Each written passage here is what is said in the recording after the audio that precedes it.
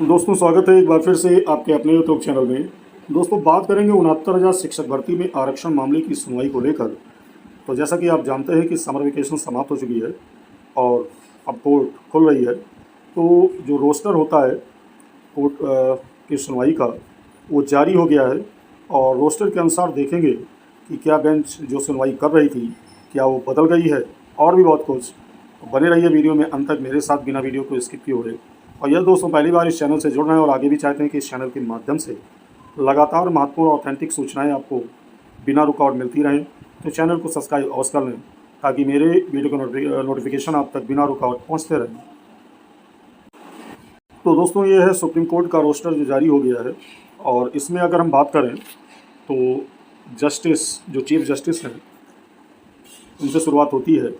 और यहाँ पर आप देख भी सकते हैं चीफ जस्टिस ऑफ इंडिया और इनकी बेंच में कौन कौन से मैटर सुने जाएंगे।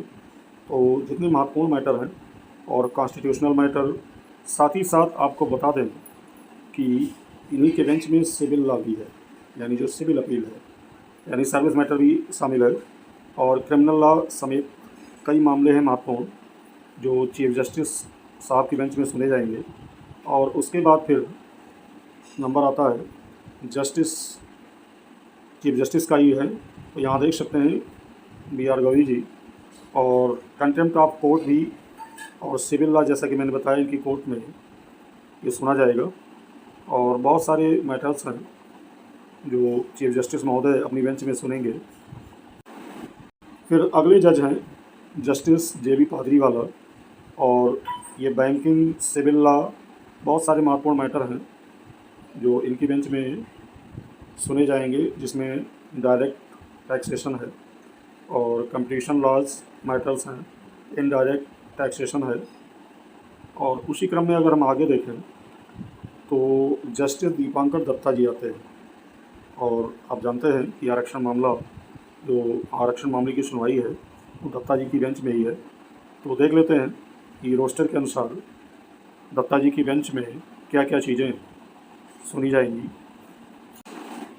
तो यहाँ दोस्तों देख सकते हैं एडमिरल्टी, मैरीटाइम लॉज और फिर आर्म्ड फोर्सेस, बैंकिंग के मामले सुनेंगे और सिविल लॉ भी ये सुनने वाले हैं और कंज्यूमर डिस्प्यूटेड एंड जो रेरा मैटर्स हैं, क्रिमिनल लॉ हैं, ये सब दत्ता जी की बेंच में सुने जाएंगे। देख सकते हैं यहाँ पर ट्रांसफ़र पेटिशंस भी दत्ता जी की बेंच में ये सुना जाएगा। कहने का मतलब ये है कि आगे भी जो सिविल लॉ से संबंधित मैटर्स हैं वो दत्ता जी की बेंच में सुने जाएंगे। अब बात करते हैं आरक्षण मामले की मेन याचिका की, जो कि 38,554/2024 Ravi Kumar Saxena versus state of UP. क्या कंडीशन है इसकी, तो आपको बता दें कि पिछली इसकी सुनवाई 8/4/2025 को माननीय सुप्रीम कोर्ट में हुई थी और बेंच थी जस्टिस दीपांकर दत्ता जी की और ऑनरेबल मिस्टर जस्टिस मनमोहन जी की। और उसके बाद फिर अर्जेंसी फाइल की गई और मामला फिर जुलाई में चला गया। और यहाँ पर आप देख सकते हैं इसकी अगली सुनवाई 21 जुलाई को ये यहाँ पर दिख रही है कंप्यूटर जनरेटेड, लेकिन जो खबर निकल कर आ रही है दोस्तों वो ये है कि सुनवाई कंटिन्यू हो और सुनवाई किसी बेंच को नॉमिनेट कर दिया जाए, उसके लिए 3 जुलाई को अर्जेंसी फिर से फाइल की गई है चीफ जस्टिस साहब की बेंच में।